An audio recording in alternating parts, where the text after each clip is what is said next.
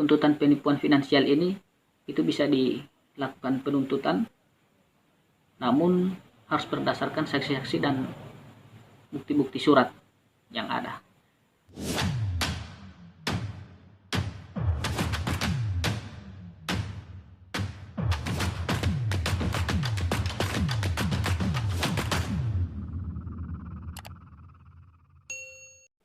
Assalamualaikum warahmatullahi wabarakatuh. Salam sejahtera untuk kita semua, sahabat ruangan vokasi yang kami hormati. Di video kali ini kami hendak menjawab pertanyaan dari salah seorang penanya yang mau mengkonsultasikan masalah hukum kepada kami. Baik, kami langsung saja. Pertanyaan pertama, apakah karena kehamilan di luar nikah berdasarkan suka sama suka, bila mana si pria tidak mau bertanggung jawab bisa mendapatkan tuntutan hukum? Kami langsung saja untuk menjawabnya. Pertanyaan saudara yakni, ini pertanyaan dari David Mulyana ya. Jawaban dari pertanyaan tersebut dapat kami sampaikan bahwa bila mana si pria maupun wanita tadi beda keyakinan, dalam artian beda agama, ini sangat sulit untuk dinikahkan di Indonesia, walaupun ada satu ketentuan yakni jurisprudensi. Kalau tidak salah tahun 1986 itu jurisprudensinya untuk bisa diajukan pernikahan di Indonesia, namun agak sulit.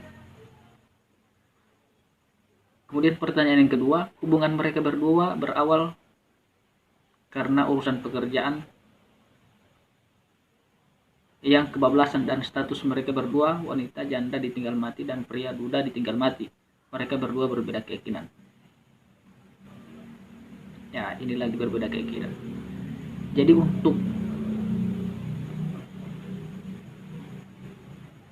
untuk si pria dimintai pertanggungjawaban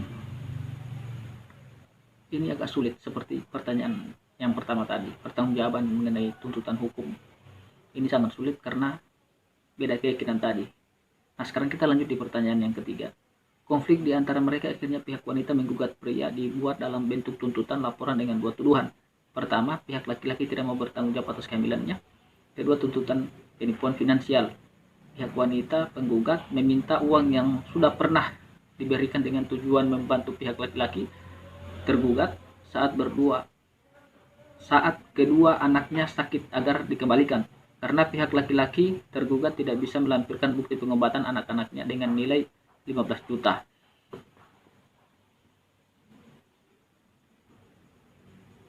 Dari dua tuduhan tersebut di atas, dari pihak laki-laki tergugat menanggapi.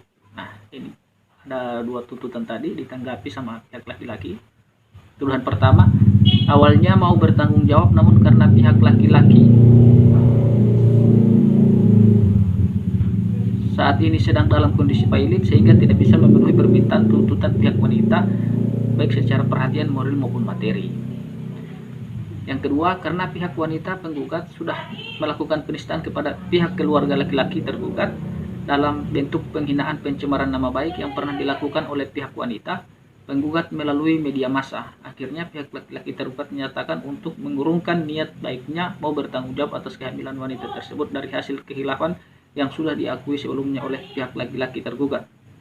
Tanggapan tuduhan kedua, pihak laki-laki tergugat tidak merasa melakukan penipuan karena pihak laki-laki tergugat hanya bercerita sebagai pasangan pacaran perihal kondisi kesulitannya, dan pihak laki-laki tergugat pernah sampaikan akan diganti dalam bentuk pinjaman. Namun pihak wanita penggugat menyatakan tidak perlu dikembalikan dan uang tersebut sebagai uang pemberian. Hal tersebut terlampir dalam bukti chatting WA, WhatsApp. Jadi pertanyaan yang dapat kami jawab cuma dua pertanyaan, yakni terkait dengan pertanggungjawaban dan karena mereka beda keyakinan apakah bisa, ini tuntutannya kami sampaikan agak sulit. Namun untuk tuntutan penipuan finansial ini itu bisa dilakukan penuntutan, namun harus berdasarkan saksi-saksi dan bukti-bukti surat yang ada. Kami pikir ini yang dapat kami sampaikan atas pertanyaan dari saudara David Mulyana. Semoga bisa dipahami dan dimengerti. Baik, bagi sahabat ruang advokasi yang baru bergabung di ruang advokasi, silakan apabila ada pertanyaan-pertanyaan seputar hukum, konsultasi hukum, silakan ditanyakan di komentar. Namun nanti kami akan taruh ya untuk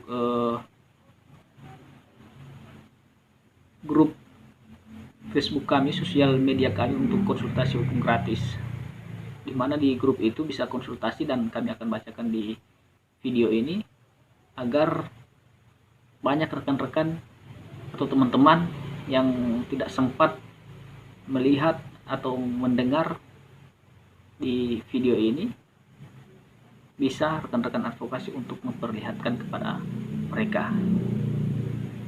Keuntungan untuk dijelaskan di video ini agar bisa diputar secara berulang. Namun kalau dijelaskan di dalam bentuk tertulis, nanti ada chat-chat yang lain atau akan kehapus, susah lagi untuk mendapatkannya.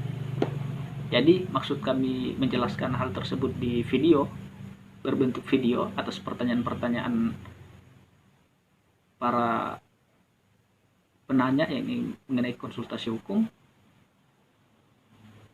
itu karena ketika kami akan jelaskan secara tertulis, khawatirnya akan terhapus atau ada chat-chat yang baru, maka akan terlupakan atau tenggelam. Jadi seperti itu. Dan pikir ini yang dapat kami jelaskan. Assalamualaikum warahmatullahi wabarakatuh.